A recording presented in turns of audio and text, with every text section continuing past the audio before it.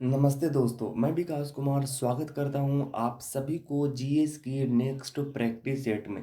पिछले practice set की हम लोगों ने कुछ यहाँ पे क्वेश्चंस इंक्लूड किया गया है। तो हम लोग जो है वो उसको रिवीजन करने वाले हैं। आप देखिए क्वेश्चन क्या हमें दिख रहा है। कहता है कि डमहल डमहल कहाँ का लोक नृत्य है। तो डमहल कहाँ का लोक नृत्य है, तो वो आपका है जम्मू कश्मीर का। देखिए डम्बल डम्बल से आपको याद आ रहा होगा ना कि डम्बल जो है यानी ऐसे ही बात कर रहा है कि जैसे कि कोई कंबल है। क्या है जी, आप कहेंगे कंबल है। और कंबल जो है वो ओढ़ी जाती है आपका ठंडा में, और ठंडा जो है वो आपका जम्मू कश्मीर में रहती है। तो जम्मू एंड कश्मीर आपका करेक्ट उत्तर हो जाएगा। फीफा की स्थापना कब होती है, तो फीफा की स्थापना 1904 में होती है। आपको पता होगा ज्योति तीव्रता का कैंडेला क्या है। तो ज्योति तीव्रता का आपका जो होती है वो आपका कैंडेला होती है। क्या होती है, कैंडेला होती है। अच्छा, अनुच्छेद 18 क्या, अनुच्छेद 18 है आप उपाधियों का अंत है। क्या है जी, उपाधियों का अंत है। अच्छा, दूरदृष्टि दोष में किस लेंस का प्रयोग होता है। दूरदृष्टि दोष में उत्तल का होती है। क्या होती है, उत्तल का होती है। इतनी बात समझ में आई। चलिए, 5 में से 5 किसके आए आप थोड़ा सा अगर आता है तो बहुत अच्छा, नहीं आता है तो थोड़ी सी दिक्कत वाली बात है। वैसे चलिए हम लोग शुरू करते हैं आज के पहले नंबर क्वेश्चन के। पहला नंबर क्वेश्चन है, कहता है दोस्त, कहता है कि कुचिपुड़ी कुचिपुड़ी नृत्य की किस विशेषता में पीतल की प्लेट के किनारों पर पैर नर्तक के पैर शामिल होते हैं। कुचिपुड़ी आप जानते होंगे, कुचिपुड़ी जो है वो आपका आंध्र प्रदेश की है। कहाँ की है, आंध्र प्रदेश की है। जो कि कुचायलापुरम गांव से ये नाम को लिया गया है। कहाँ से, कुचायलापुरम गांव से ये नाम लिया गया। अच्छा, मांडू की बात अगर मैं करता हूँ, मांडू शब्दांत, ये तो आपका मेढक की ये कहानी है। क्या है जी, ये मेढक की जो है वो आपका कहानी है। क्या है जी, मेढक की ये कहानी है। अच्छा, तरंगम तरंगम जो है वो इसका करेक्ट उत्तर हो जाएगा। तरंगम ये कुचिपुड़ी नृत्य की विशेष पीतल की प्लेट में नर्तक के पैर पैर शामिल होते हैं। तो वो आपके शामिल होते हैं क्या जी, तरंगनम में होती है। अच्छा, जल चित्रम किसमें बनती है जी, आप कहेंगे जल जल की अगर बात, जल चित्र नृत्यम। तो जल चित्र नृत्यम जो है जिसमें आपका पैर के अंगूठे की चित्रम बनाई जाती है। पैर के अंगूठे से चित्रों को बनाई जाती है। अच्छा, यहाँ तक हो गया जी ये मेढक की कहानी, यहाँ से ऑप्शन हो गया। कुचिपुड़ी की अगर मैं बात करता हूँ यानी कि कच्चा पूड़ी, तो कुचिपुड़ी की बात करता हूँ तो कुचिपुड़ी की गुरु मानी जाती है सिद्धेंद्र योगी को मानी जाती है। किसको मानी जाती है, सिद्धेंद्र योगी को मानी जाती है। अच्छा, फिर आपका नर्तक के पैर की मुद्रा जो है वो कैसा रहती है, तो नर्तक के पैर की मुद्रा जो रहती है उसको बोलते हैं मंडी कोपू बोलते हैं। अच्छा, नर्तक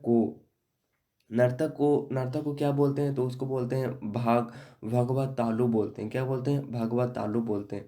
अच्छा, कला कलाबाजी जो करता है उसको बोलते हैं कबूतम बोलते हैं। क्या बोलते हैं, कबूतम बोलते हैं। अच्छा, इसमें पुरुषों के लिए जो पोशाक होती है, पुरुषों के लिए पोशाक जो होती है वो उसको क्या बोलते हैं, तो उसको बोलते हैं वंगला बंदी बोलते हैं। क्या बोलते हैं, वंगला बंदी बोलते हैं। अच्छा, यहाँ से अब थोड़ा सा देखिएगा, यहाँ से इसमें कलाकार कौन कौन है, तो कलाकार इंपॉर्टेंट हो जाती है। यहाँ पे ऊषा ऊषा ही आप देखिए कलाकार जो होती है। कुचिपुड़ी कच्चा पूड़ी कब खाइएगा जी, आप कहेंगे ये सुबह के टाइम में, यानी कि ऊषा ऊषा के समय में हम लोग जो है वो कच्चा पूड़ी खाएंगे। अच्छा, कच्चा पूड़ी जो ऊषा के समय में खाइएगा तो आप पूछिएगा कि रेडी हुआ जी, आप कहेंगे राधा रेडी रेडी हुआ जी, आप कहेंगे रेडी तो हो गया, अब खाने के लिए सिर्फ बचा हुआ है। बस तू सुंदर सुंदर बस बनाए ले जा। मैं तो रेडी हूँ, मैं तो क्या हूँ जी, मैं तो आपका रेडी हूँ। अच्छा, उसके बाद में खाने के बाद आप क्या करिएगा, यामिनी कृष्ण मूर्ति, यानी कि खाने के बाद जो आप जो है वो खाने के बाद क्या कर जाएगा, यामिनी यानी कि पलायन कर जाइएगा। क्या कर जाइएगा, पलायन कर जाइएगा। अच्छा, कुचिपुड़ी की इंपॉर्टेंट ये पॉइंट है कि कुचिपुड़ी का मसाल किसको कहा था, तो कुचिपुड़ी का मसाल कहा था यामिनी कृष्ण मूर्ति को कहा जाता, जिनको कि पद्म भूषण, क्या जी, पद्म भूषण जो मिला था वो 2016 में मिला था। क्या मिला था, 2016 में मिला था। ठीक है जी, यहाँ से इम्पोर्टेंट पॉइंट आप याद रखिएगा। ठीक है जी, चलिए अगला नंबर प्रश्न है, कहता है दोस्त, कहता है क्या कहता है, कहता है कि निम्नलिखित में से कौन सा लोक नृत्य गुजरात राज्य से संबंधित नहीं है। गुजरात राज्य से संबंधित आपका कौन कौन नहीं है, तो आप कहेंगे ये जो है वो सिर्फ और सिर्फ इसमें है आपका विदेशिया नहीं है। क्या नहीं है? विदेशिया नहीं है। अच्छा अच्छा, गरबा जो है वो कहाँ की है जी? आप कहें गरबा तो गुजरात की है। जो गुजरने गरबा, गरीब लोग जो है वो आपका गरीब लोग जो है वो लोगों से जुड़ने में भलाई रखते हैं, यानी कि जुड़ी थुन। अच्छा, भवाई और लाश, गरीब लोग कैसे होते हैं? भलाई के लिए मरते हैं, जुड़ने के लिए मरते हैं, और वो एकदम लाश की तरह रहते हैं। क्या रहते हैं? लाश की तरह रहते हैं। वो पल्ली जंग, वो अपने गरीबी से जंग लड़ते रहते हैं। गरीबों से क्या करते हैं? जंग रहते, कहते हैं कि भगवान हमें तो गुजार भी लीजिए, तो होडो वो उड्डी नहीं पहनते हैं। क्या नहीं पहनते? उड्डी नहीं पहनते। अच्छा, डांडिया रास, क्या बोलते हैं उसको? डांडिया रास बोलते हैं। डांडिया रास जो है वो आपका दंड, गरीबों को जो है वो सबसे ज़्यादा कोई चीज़ में अगर गलती होती है तो वो दंड मिलती है। क्या मिलती है? दंड मिलती है। अच्छा, उसके बाद है बीन छूडो। अच्छा, बीन छोड़ो, गरीब लोग जब प्यार करते हैं तो उनको बीन छोड़ ऐसे ही छोड़ के चले जाती है। अच्छा, विदेशिया, विदेशिया तो आपको पता होगा ये बिहार का है विदेशिया, और झिझिया का है। अच्छा, उसके बाद में हम देखते हैं आपका गरबा की अगर मैं बात करता हूँ यहाँ पे इम्पोर्टेंट, तो यूनेस्को साइट में कब जी? यूनेस्को ने आपका इंटेंजिबल कल्चरल हेरिटेज, यानी कि अविरासत संस्कृति विरासत, आपका अमूर्त संस्कृति विरासत में इसको शामिल किया गया था। 15वीं शामिल किया गया था। अच्छा, तमिलनाडु का कुछ बताइएगा जी, तमिलनाडु का कुछ याद करिएगा। तमिलनाडु का रूट वर्ड क्या है जी? आप कहेंगे तुम मिलने आओगी, बोलता है कि कुम्मी, मम्मी देख लेंगे हमें। क्या करेंगे? मम्मी देख लेंगे। उसके बाद में कावड़ी, क्या बजी? कावड़ी, कावड़ी। तमिलनाडु, तुम मिलने के लिए आओगे तो मम्मी देख लेंगे, और कड़ा कड़ा मुझे बात बोल देंगे। मथिल अट्टम, अच्छा अट्टम जो रहती है वो आपका केरला की रहती है। कहाँ की रहती है? केरला की। तो जहाँ पे आपका तमिलनाडु थीम मिल, म, तमिल है तो मिल थिल है, तो ये आपका थिल। जैसे यहाँ पे देखिए ओ ओ ओइल अटम, तो यहाँ पे इल है मिल थिल इल, ये कहाँ के जी? यहाँ ये आपका केरला की है, ये तमिलनाडु की है। कहाँ की है जी? बाकी अट्टम जो है वो आपका केरला की रहती है, और ये तमिलनाडु की है। तेलंगाना की अगर मैं बात करता हूँ, तेलंगाना किताब कहेंगे गुसादी, लंबाडी, बोलूगी। अच्छा, तेलंगाना को कैसे याद रखिएगा? तेल में जब आप पूड़ी पकाइएगा तो मैं गुस्सा करूँगा, क्योंकि मेरा पेट खराब रहती है। उसे क्या बन जाइएगा आप? गणेश जी की तरह बन जाइएगा। लंबोदर, यानी कि लंब बॉडी, बॉडी आपकी लंबी हो जाएगी। क्या बोल मैं तो बोलूँगा क्या बोलूँगा? मैं तो बोलूँगा, गुस्सा करूँगा, मेरी बॉडी लंबी हो जाएगी इससे। अच्छा, लक्षद्वीप, आपकी लक्ष्य कैसा होने चाहिए? लक्षद्वीप का है लावा है, परिचालक ली है, और आपका कोल कली है। अच्छा, लक्षद्वीप को कैसे याद रखिएगा? लक्षद्वीप में आप ऐसे याद रखिएगा कि लक्ष्य जो है वो आपको कैसा होना चाहिए जी? आप कहेंगे लक्ष्य जो होना चाहिए वो लावा की तरह होना चाहिए। ऐसी लावा की जो आप किसी भी परिचक ली, यानी किसी भी परिचय के मोहताज नहीं रहे, लोग आपको कॉल कर के बुलाएं। अच्छा, उसके बाद त्रिपुरा की अगर मैं बात करता हूँ, तो त्रिपुरा आपका होजगिरी है, आपका गोरिया है, हीक हाक है, आपका डेला है, उसके बाद में आपका बेलकम है। अच्छा, त्रिपुरा। अच्छा, पूरा पूरा हमारे शौक नहीं हुआ। क्या नहीं हुआ? पूरा हो जा, पूरा नहीं हुआ हमारे साथ, तो नौकरी लगेगा। तो हो जा तैयार गोरिया रे, हो जा तैयार गोरिया ने, हो जा तैयार गोरिया रे, तुम्हारा वेलकम करेगा। वेलकम हो जा गोरिया रे, हो जा गोरिया रे, डेली डेली डेलो डेली डेली आपको वेलकम करेंगे, डेली आपको वेलकम करेंगे। हिक हाक, ये तुम्हारा हाक बनेगा, जब आप सक्सेस हो जाएगी तो ये तुम्हारा हाक बने। अच्छा, ये पश्चिम बंगाल है, तो बांग्ला का है आपका कोटी है, गंभीरा है, बाउल है, मरसिया। अच्छा, वेस्ट बंगाल का बांग्ला होता है। बांग्ला कैसा होता है जी? आप कहेंगे बांग्ला तो एकदम कोठी की तरह होती है, उसमें रहने वाले लोग भी गंभीर होते हैं, रईस होते हैं। वो कटोरी को कटोरा कटोरा नहीं बोलते, वो बाउल बोलते हैं। क्या बोलते हैं? बाउल बोलते हैं। और झोपड़ी में रहता है वो आपका बेचारा मरा हुआ रहता है, मतलब मरा हुआ जैसे रहता है। ठीक है जी, यहाँ तक हम लोगों ने याद कर लिया जी। चलिए अगला नंबर प्रश्न की ओर चलते हैं। तो अगला नंबर प्रश्न कहता है दोस्त, कहता है दोस्त कि निम्नलिखित में से कौन सी हिंदुस्तानी शास्त्रीय संगीत में सर्वश्रेष्ठ रुद्र वीणा वादक है। पहले नंबर आती है उस्ताद राशिद खान। ये तो आपका म्यूजिशियन है बेचारा, क्या है, म्यूजिशियन है। अगर मैं बात करता हूँ इनायत हुसैन खान की, इनायत हुसैन खान की थी, यह आपका रामपुर रामपुर शाहवान घराना की है। क्या पे, रामपुर शाहवान घराना की। सुल्तान खान की बात करें तो ये सारंगी वादक है। उस्ताद असद अली खान, ये जो है वो आपका कौन है जी, आप कहेंगे ये जो है वो यही तो रुद्र वीणा है। रुद्र वीणा की बात करते हैं तो आपका रुद्र वीणा से और भी कई सारे नाम आते हैं, जैसे आपका वहाउद्दीन डागर, आपका जियो मोहिनी डागर, आपका ज्योति हेगड़े। तो जो डरता है वो हेगड़े हेगड़े कहता है। अच्छा, इनको जो है वो पद्म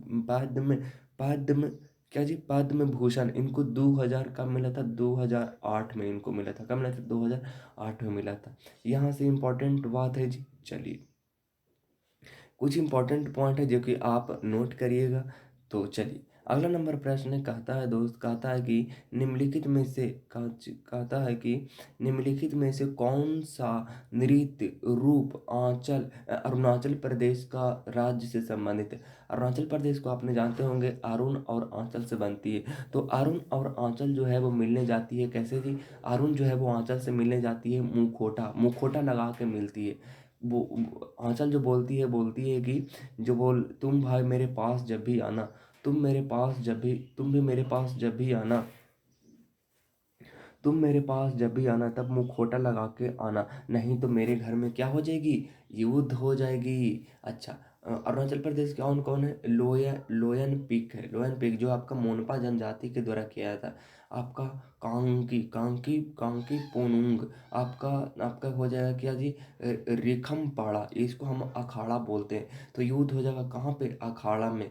काकी देख लेगी तब। अच्छा, यहाँ से देखिए कुछ पम्बरिया जो है, रिया रिया आ रहा है। रिया जो है वो आपका बिहार की रहती है। धमन धमन जो है वो आपका हिमाचल प्रदेश की। अच्छा, बुइया बुइया जो है वो आपका यही तो अरुणाचल प्रदेश की है। गरबा तो अभी हम लोगों ने चर्चा किया, ये कहाँ की है जी, आप कहेंगे ये तो गुजरात की है भैया। कहाँ की है जी, आप कहेंगे ये तो गुजरात की है। चलिए, अगला बात करते हैं। अगला नंबर प्रश्न कहता है कि निम्नलिखित में से क्या टेनिस का ग्रैंड स्लैम नहीं है। टेनिस का ग्रैंड स्लैम नहीं है। टेनिस का ग्रैंड स्लैम पूछ रहा है दोस्त। टेनिस का ग्रैंड स्लैम, अगर मैं बात करता हूँ कि ग्रैंड स्लैम में कितने आते हैं, आपका ग्रैंड स्लैम में आपकी जो आती है वो आपका आती है, एक तो आती है ये आती है, उसके बाद में एफ आती है, उसके बाद में डब्ल्यू आती है, उसके बाद में ऑस्ट्रेलियन ओपन आती है, उसके बाद में आपका होती है फ्रेंच ओपन आती है, विंबलडन ओपन आती है, यूएसए ओपन आती है, ये 4 आती है। अगर मैं बात करता हूँ विंबलडन ओपन की थी 1877 की है। 1877 से आपका ये जून महीने में की जाती है।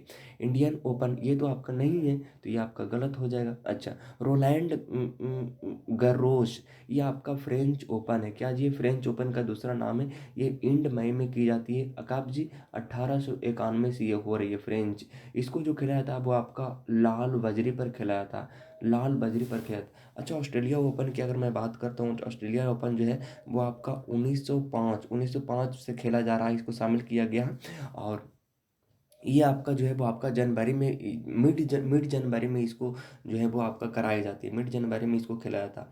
अच्छा, तो यहाँ से याद हो गया आपका, एक तो आपका है ऑस्ट्रेलियन ओपन है, फ्रेंच ओपन है, विंबलडन ओपन है, यूएसए ओपन है। इसको मनाई जाती है कब जी, आप कहेंगे ऑस्ट्रेलिया ओपन को मनाई जाती है आपका, ऑस्ट्रेलिया ओपन को जनवरी में मनाई जाती है, फ्रेंच ओपन को इंड मई में मनाई जाती है, विंबलडन को आपका जून में मनाई जाती है, और ऑस्ट्रेलिया यूएस ओपन को अगस्त में मनाई जाती है। कब जी, अगस्त ओपन को मनाई जाती है, अगस्त में। अच्छा, यहाँ से इंपॉर्टेंट पॉइंट हो गया। अच्छा, हार्ड कोर्ट पर किसको खिलाया था, हार्ड कोर्ट पर खिलाया था दो को। कौन कौन को, किसको, यूएस ओपन को और दूसरा ऑस्ट्रेलिया ओपन को। अच्छा, आपका विंबलडन किस पे खिलाया था, विंबलडन खिलाया था आपका घास पे खिलाया था। अगर मैं बात करता हूँ कि ये आपका चारों जो जीते, विंबलडन और आपका फ्रेंच, आपका यूएस और ऑस्ट्रेलिया, इन सभी मेडल्स जो जीतने वाले हैं, जो एक ही साल में 4 को जीता, उसका नाम क्या है जी, उसका नाम है आपका डोनाल्ड डोनाल्ड बुगेटे। क्या नाम है जी, डोनाल्ड बुगाटे इसका नाम है। ठीक है जी, चलिए, चलिए यहाँ से इम्पोर्टेंट हम लोग याद कर लिए जी। चलिए यहाँ से इम्पोर्टेंट पॉइंट हम लोगों ने याद कर लिया। आगे बात करते हैं। आगे अगर हम लोग बात करते हैं तो आगे इम्पोर्टेंट आती है इसी के मामले में।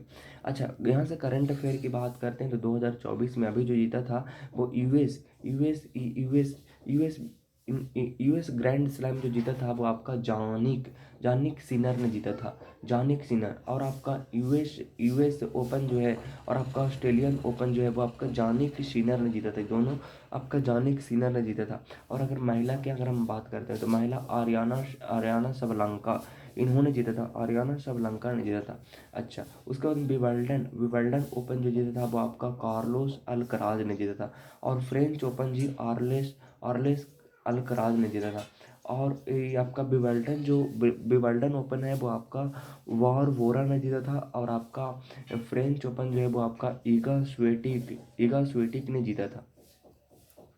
तो यहाँ से इम्पोर्टेंट चीज़ें हम लोगों ने कवर कर ली है। चलिए अगर आगे हम बात करते हैं तो आगे हमारे क्वेश्चन ये है। ये क्वेश्चन कहता है कि टेनिस चैंपियन सानिया मिर्जा की आत्मकथा क्या है। तो टेनिस चैंपियन सानिया मिर्जा की आत्मकथा क्या है। तो टेनिस चैंपियनशिप सानिया मिर्जा की आत्मकथा एनसे एंगेस्टो ऑर्डर्स है। इनका नाम है, क्या नाम है, A S S against orders है। अच्छा, कुछ इंपॉर्टेंट जैसे आपका है जो प्लेइंग टू विन ये आपका नेहवाल की है। किसका है? प्लेइंग टू विन ये आपका नेहवाल की है। और आपका शटलिंग टू द टॉप जो है वो आपका शटलिंग टू द टॉप जो है वो आपका पीवी सिंधु की है। अनब्रेकेबल ये आपका एमसी मैरी कॉम की है। और अनग्रेडेड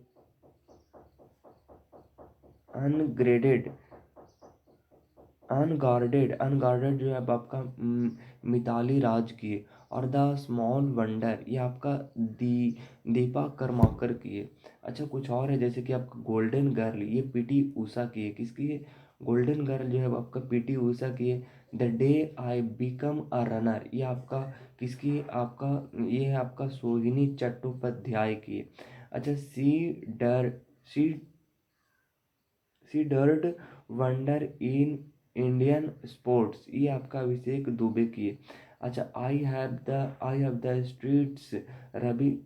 द स्ट्रीट्स आपका रविचंद्रन अश्विन की है। किसकी है? रविचंद्र अश्विन की है। ठीक है जी। चलिए आगे अगर हम बात करते हैं अगला नंबर प्रश्न की ओर तो कहता है अगला नंबर प्रश्न काफी अच्छा है। कहता है भारतीय संविधान का अनुच्छेद 32 किससे संबंधित है। तो भारतीय संविधान का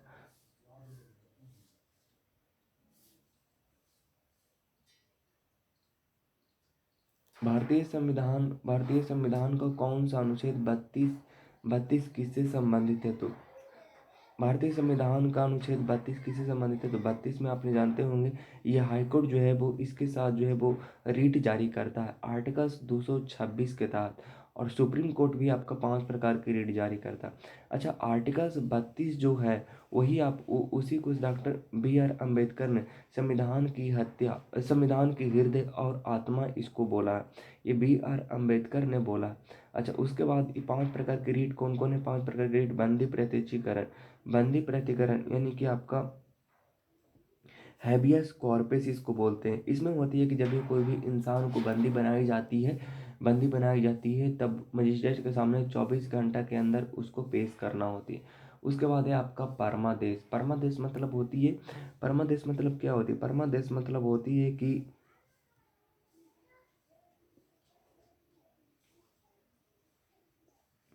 परमादेश का मतलब क्या होती है। परमादेश का मतलब होती है कि परमादेश और उसके बाद में उत्प्रेषण है। और उसके बाद में क्या है जी, परमादेश उत्प्रेषण और आपका है प्रतिषेध। और उसके बाद में आपका है क्या नाम है, अधिकार इच्छा नाम। तो इसका मतलब क्या होती है। इसका मतलब होती है दोस्त बंदी प्रतिष्ठीकरण के मामले में तो आप समझ रहे हैं कि बंदीकरण या किसी भी अगर बंद करता है कोई भी इंसान को अगर बंद करते हैं तो उसको जो है वो 24 घंटा के अंदर मजिस्ट्रेट के सामने पेश करना होता है। पेश करना होता है। ठीक है जी, आप कहेंगे बिल्कुल बंदी प्रत्यक्षीकरण। और उसके बाद में आपका है, उसके बाद में परमादेश है। परमादेश का मतलब क्या होती है?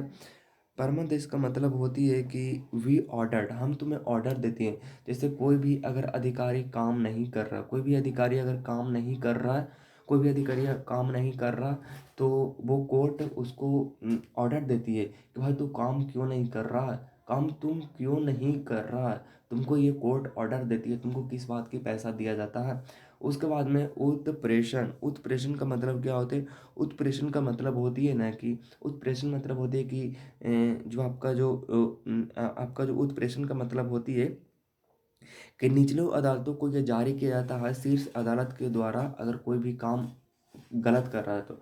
उसके बाद में आपका है प्रतिषेध। प्रतिषेध का मतलब क्या होती है कि न्यायालय अपनी क्षेत्र से बाहर जाकर के अगर काम कर रही है, तो ऐसे में उच्च न्यायालय यानी कि शीर्ष न्यायालय जो है वो आपको प्रोहिबिशन लगाता है कि तुम जो अलग जाके क्यों काम कर रहा हो। उसके बाद में है अधिकार परीक्षा, यानी कि क्यूटो वारंटो इसको बोलते हैं। इसमें होती है कि आपको से क्वेश्चन हु आर यू, यानी कि क्वेश्चन इसमें पूछता है कि भाई जैसे कि कोई भी अगर मान लीजिए गैर गैर तरीके से अगर वर्दी पहन के कोई भी चीज़ घूम रही है, तो उसको कोर्ट जो है वो आपका पूछता है कि हु आर यू, तुम कौन हो, इसके मामले में पूछता है।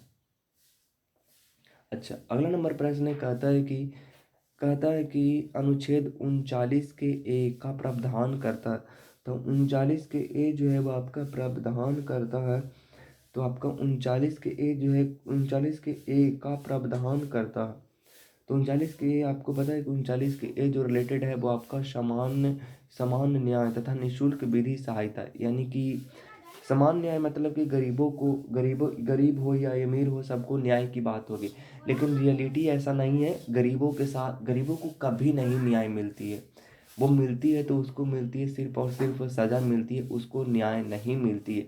ये दुनिया की कोई भी संविधान भारत में लेकर के चला है, गरीबों को न्याय नहीं मिलती है और नहीं आने वाले समय में मिलेगा। ग्राम पंचायत की बात हम लोगों ने किया था, आर्टिकल्स 14 में है। और समान न्याय की बात हो ही गया। नागरिकों के लिए समान नागरिकता संहिता। राज्य की परिभाषा। अच्छा, 39 के एक की बात किया गया। 39 के डी में महिला और पुरुष के लिए समान कार्य के लिए समान वेतन। जैसे अगर आप कोई काम करते हैं और उसी काम के लिए किसी लड़की को अगर 50,000 रुपया दे रहा है और उसी काम के लिए आपको 25,000 रुपया दे रहा है, तो ऐसे में आपकी जो है वो आप वहाँ पे कानून खड़ा कर सकते हैं, वहाँ पे आप प्रोटेक्शन लगा सकते हैं। अच्छा, ये आपका जो 39 है और ये 40 है, ये सब जो है वो आपका 36 से 51 में आती है। 36 से 51 में आती है। और ये भाग 4 में आती है, डीपीएसपी में होती है। डीपीएसपी आयरलैंड के संविधान से लिया गया है। आयरलैंड से याद रखिएगा AND, यानी कि END मतलब इलेक्शंस ऑफ प्रेसिडेंट, ये लिया गया आयरलैंड से। नॉमिनेशंस ऑफ राज्यसभा में जो 12 सदस्यों को नामांकन नामांकित किया जाता है, वो आपका है। उसके बाद में आपका डीपीएसपी मतलब कि वो तो आयरलैंड से लिया गया ही है। चलिए, इतना हो गया जी। चलिए अगला नंबर प्रश्न की ओर चलते हैं। अगला नंबर प्रश्न कहता है कि निम्नलिखित में से कौन सा प्रावधान नीति निर्देशक तत्वों का तथा मौलिक कर्तव्यों को दोनों का एक भाग है। तो दोनों का एक भाग कौन है? आप कहेंगे कि उद्योगों के प्रबंधन में श्रमिकों का भाग लेना, यह आपका 43 के ए में है। अच्छा, पर्यावरण का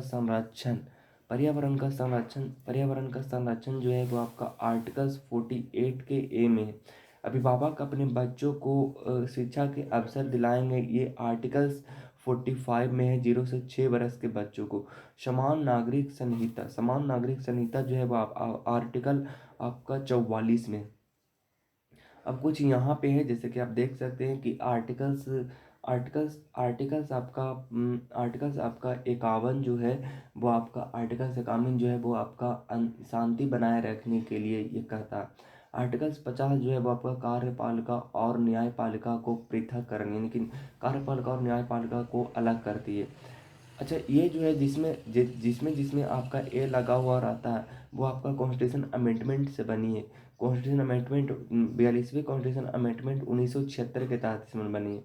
आर्टिकल्स 49 कहती है कि राष्ट्रीय महत्व के स्मारक को आप सुरक्षित रखेंगे।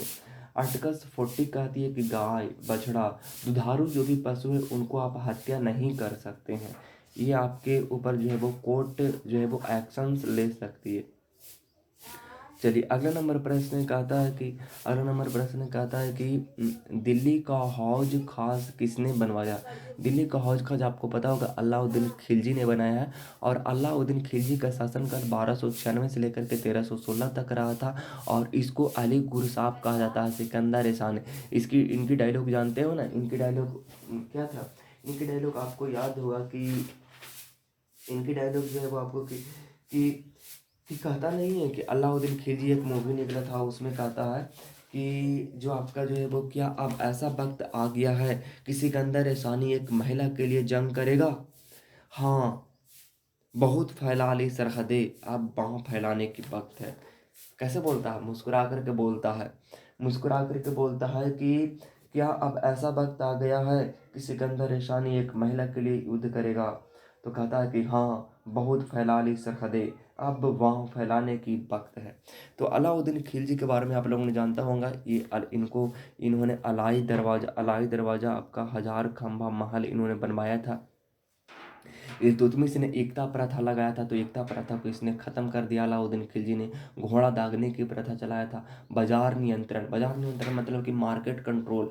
आप जैसे कि 10 रुपये में बेच रहे हो, कोई 20 रुपये में बेच रहे हो, कोई 10 किलो तौल रहा है, कोई एक किलो में 100 ग्राम तौल रहा। तो इस तरीक़े से जो है वो गलत नहीं होनी चाहिए, ये गुप्तचर रखता था। सार्वजनिक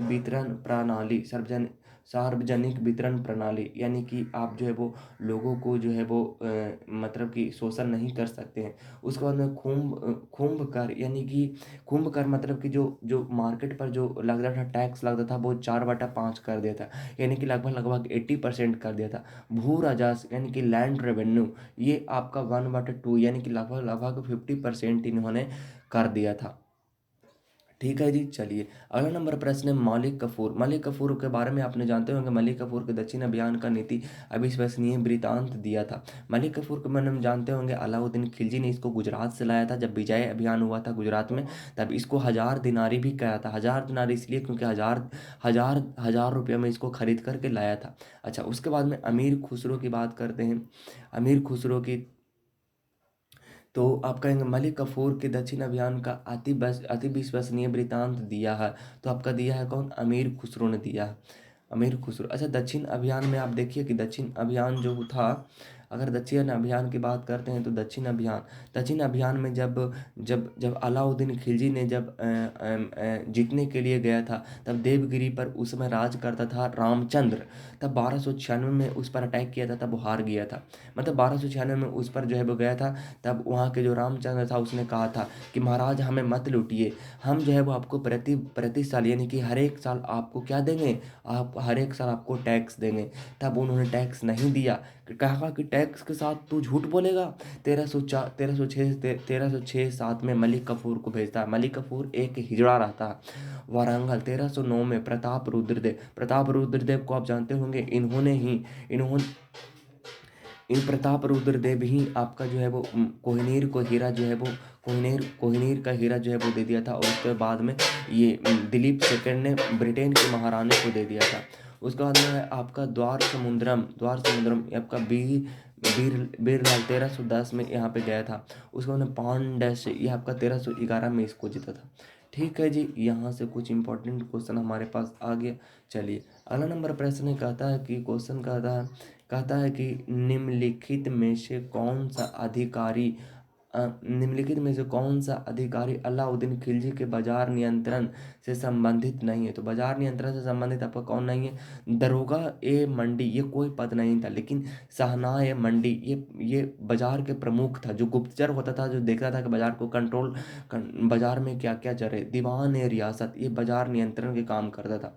वरीद ए मंडी ये गुप्तचर था। अच्छा, उसके समय में कौन कौन पोस्ट था तो दीवान ए आपका विजारत, ये गुप्तचर विभाग हुआ करता था।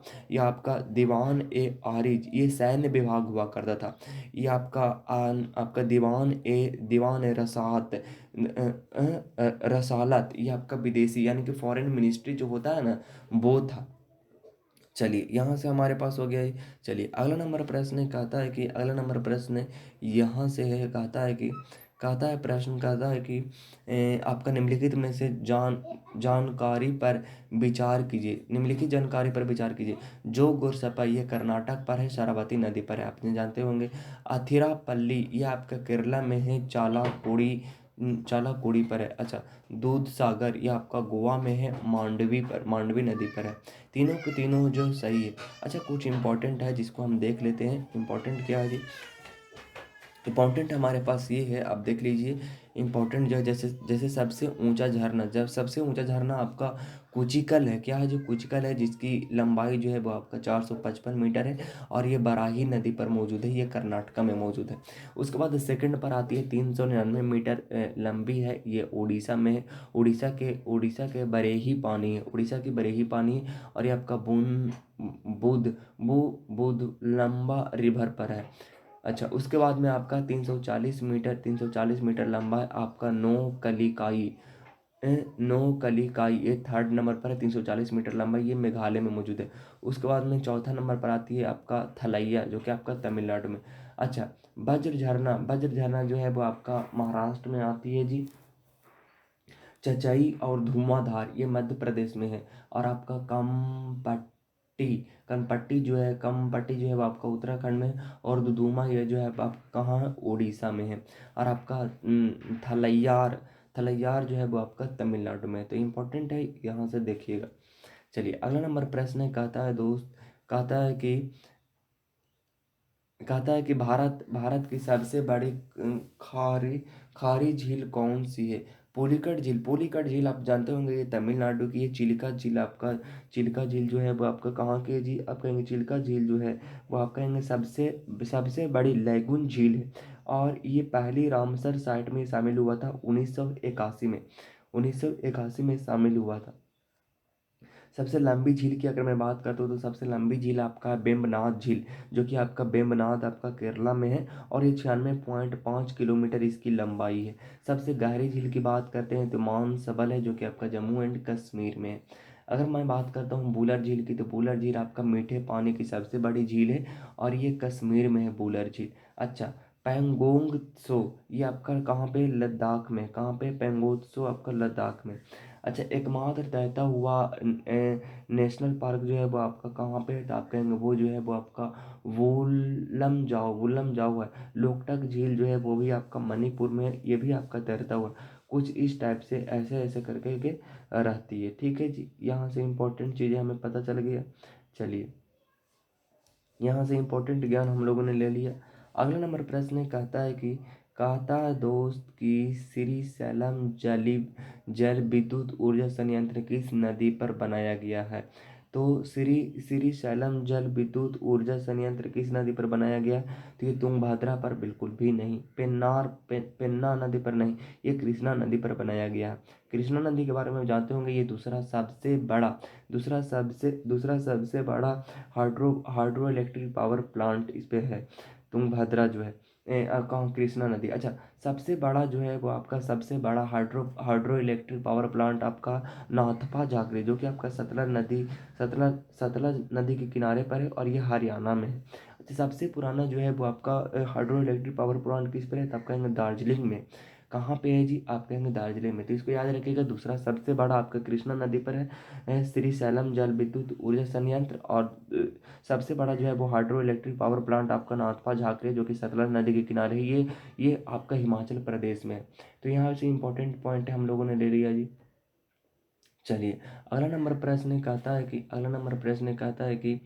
है कि नीति आयोग की स्थापना कब हुई थी? नीति आयोग की स्थापना, नीति का फुल फॉर्म होती है national institute for transforming India, जिसकी वर्तमान अध्यक्ष कौन है जी? आप कहेंगे वर्तमान उपाध्यक्ष है आपका सुमन किबेरी है, और सीईओ है आपका BVR सुब्रमण्यम है। याद रखिएगा, टिप्स पे याद होना चाहिए। उपाध्यक्ष जो है वो आपका सुमन किबेरी है, और सीईओ जो है वो आपका बी और सुब्रमण्यम। अच्छा, नीति आयोग की स्थापना 1 जनवरी 2015 को हुई थी, जिसके पहले अध्यक्ष अरविंद पड़े थे, और इनको 16वें वित्त आयोग के रूप में बना दिया गया है, जो कि आपका 2025 से 30 में ये रिपोर्ट पेश करेंगे। इसके पहले सीईओ जो है वो आपका सिंधु श्री खुल्लर है। कौन है? सिंधु श्री खुल्लर है। और इसके अध्यक्ष जो होते हैं वो हमेशा कौन होते हैं जी? आप कहेंगे 2015 2000 आपका पीएम नरेंद्र मोदी, पीएम जो होती प्रधानमंत्री होती है। और नीति आयोग जो है वो आपका 2015 से था, हालांकि नरेंद्र मोदी जो है वो 2014 से ही आ चुके हैं यहाँ इंडिया में। चलिए, अगला नंबर प्रश्न है, कहता है कि जीएसटी परिषद के अध्यक्षता निम्नलिखित में से कौन करता है? जीएसटी परिषद की अध्यक्षता निम्नलिखित में से कौन सा करता है? तो आप कहेंगे जीएसटी के अगर मैं बारे में बात करता हूँ तो जीएसटी आपका जो है वो केंद्रीय वित्त मंत्री के द्वारा ये किया जाता है। इसमें कुल सदस्य कितने होते हैं? कुल सदस्य 33 होते हैं, और जीएसटी के नंबर होती है आपका good service tax identical number होती है, जो कि 15 अंक की होती है। इसके 4 प्रकार होते हैं। एक तो आपका होती है सीजीएसटी, सेंट्रल जीएसटी होती है, स्टेट जीएसटी होती है, इंटीग्रेटेड जीएसटी होती है, और एक तो आपका होती है यूटी जीएसटी होती है। अगर जीएसटी की अगर मैं आगे बात करता हूँ तो जीएसटी के फादर किसको कहा जाता है जी? आप कहेंगे जीएसटी के फादर कहा जाता है आपका अटल बिहारी वाजपेयी को कहा जाता है, जिसकी नारा है वन नेशन वन टैक्स। इसे कौन सा कॉन्स्टिट्यूशन अमेंडमेंट में ऐड किया गया था? तो 101वां संविधान संशोधन 2016 में इसको ऐड किया गया था। इसमें दर जो लगती है वो आपका 5%, 12% और 18% और 28% तक लगती है। हालांकि लागू जो हुआ था वो 1 जुलाई 2017 को हुआ था, लेकिन पहला राज्य जो लागू करने वाला था वो आपका असम था। ये किसके मॉडल पर आधारित था? तो ये कनाडा के मॉडल पर आधारित था, और सबसे पहले फ्रांस ने इसको अपनाया था 1954 में। भारत जो अपनाया था, भारत जो है वो जीएसटी के मामले में देश 161वां देश है। अच्छा, जीएसटी मेंबर जो आपका जीएसटी म्यूजियम जो है वो आपका कहाँ है? तो आपका जीएसटी म्यूजियम जो है वो आपका गोवा में। जीएसटी की बात करता हूँ तो जीएसटी किसके सुझाव पर लाया गया था? तो जीएसटी आपका विजय केलकर समिति के सुझाव पर लाया गया था। अच्छा, अगर मैं बात करता हूँ जीएसटी के ब्रांड एम्बेसडर की, तो जीएसटी के ब्रांड एम्बेसडर आपका अमिताभ बच्चन है। और जीएसटी काउंसिल की अगर मैं बात करता हूँ तो जीएसटी काउंसिल आर्टिकल 279 के ए में मौजूद है। अच्छा, जीएसटी की अगर मैं बात करता हूँ तो जीएसटी जब पेश किया गया था तब कब किया गया था? आप कहेंगे 8 अगस्त 2016 को राज्यसभा में पेश किया गया था, और सॉरी लोकसभा में पेश किया गया था, और 3 अगस्त 2016 को राज्यसभा में पेश किया गया था। इतनी बात समझ में आए जी? चलिए, यहाँ से हम लोग इम्पोर्टेंट जीएसटी के मामले में हम लोगों ने बटोर लिए हैं। चलिए, अब आगे हम लोग बात करते हैं, दोस्त, आगे बात करते हैं। तो अगला नंबर प्रश्न है, कहता है 18 नंबर क्वेश्चन कहता है कि निम्नलिखित में से किस माध्यम में ध्वनि की चाल अधिकतम होगी? ध्वनि की चाल, आप कहेंगे ध्वनि की चाल जो है वो कितना है जी? आप कहेंगे ध्वनि की चाल जो है वो 332 मीटर प्रति सेकंड होती है। लेकिन कहता है किस माध्यम में सबसे ज़्यादा होती है जी? आप कहेंगे सबसे ज़्यादा होती है समुद्री जल में होती है। अच्छा, समुद्र आपका सॉलिड में सबसे सॉलिड यानी कि ठोस में सबसे ज़्यादा होती है आपका एल्यूमिनियम में होती है, उसके बाद में निकल में होती है। एल्यूमिनियम में 6420 मीटर प्रति सेकंड जाती है, और निकल में आपका जाती है 6040 मीटर प्रति सेकंड जाती है। वहीं अगर जल की बात करते हैं यानी कि लिक्विड की बात करते हैं, तो लिक्विड में आपका जो है वो आपका सी यानी कि समुद्री जल में 1531 मीटर प्रति सेकंड ट्रैवल करती है। तो वही आपका जो है वो आपका क्या बोलते हैं इसको? तो इसको हम लोग बोलते हैं वाटर, यानी कि पानी। पानी यानी कि उसको बोलते हैं आपका क्या इसको बोलते हैं?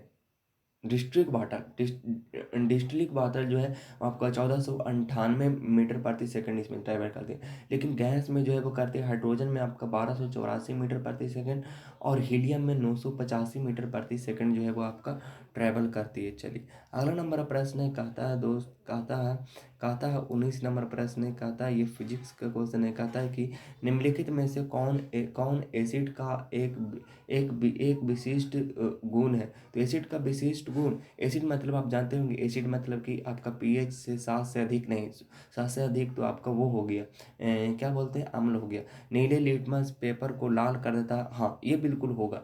आप देख सकते हैं कुछ आपका प्रॉपर्टीज होती है, जैसे कि H+ आयन देता है, जिसका बेस जो होती है वो OH होती है।